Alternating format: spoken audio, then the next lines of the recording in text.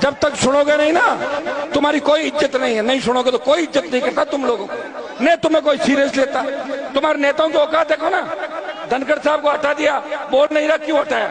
बोला क्या? नहीं बोलेंगे भाई, डरे हुए लोग हैं, डरे हुए और मरे हुए लोग हैं। इसलिए डरे हुए मरे हुए लोगों को जगाना कौन जगाएगा? ये नौजवान जगाएंगे। लेकिन आप क्या जगाओगे?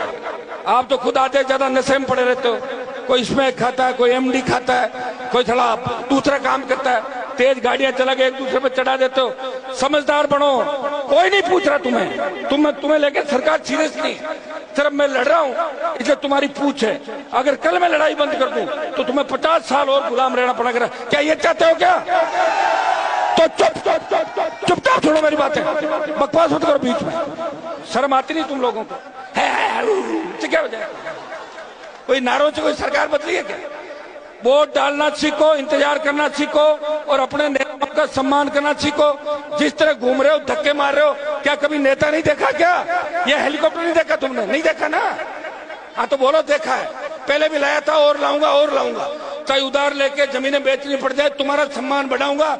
लेकिन तुम अपने आप को काबिल बनाओ कि सम्मान के काबिल हो।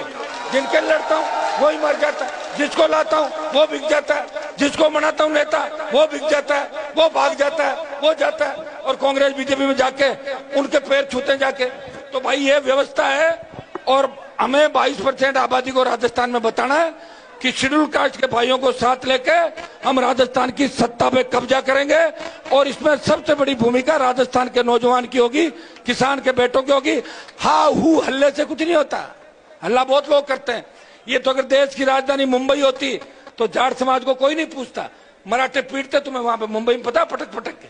ये तो दिल्ली आप है और दिल्ली के चारों तरफ अपना है, इसलिए अपनी इज्जत है, वो भी थोड़ी बहुत समझ में आ गई ना। कोई कैबिनेट मंत्री नहीं तुम्हारा।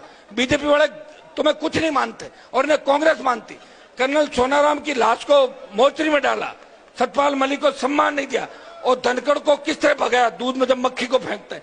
तुम्हें कोई सीरियस नहीं लेता क्योंकि तुम अभी समझदार नहीं हो और समझदार होने में समय लगेगा। मैं भी 28 तक ही लड़ूंगा। 28 के बाद अगर तुमने सफलता नहीं दी तो मैं भी दूसरे रंग में रहूंगा। मेरी जिंदगी खराब करने के लिए पैदा नहीं हुआ, मेरी जिंदगी खराब कर दूं और तुम्हें तैयार करूं और तुम दूसरे दलों के अंदर भाग जाओ। मैं धंधा नहीं कर रहा हूं।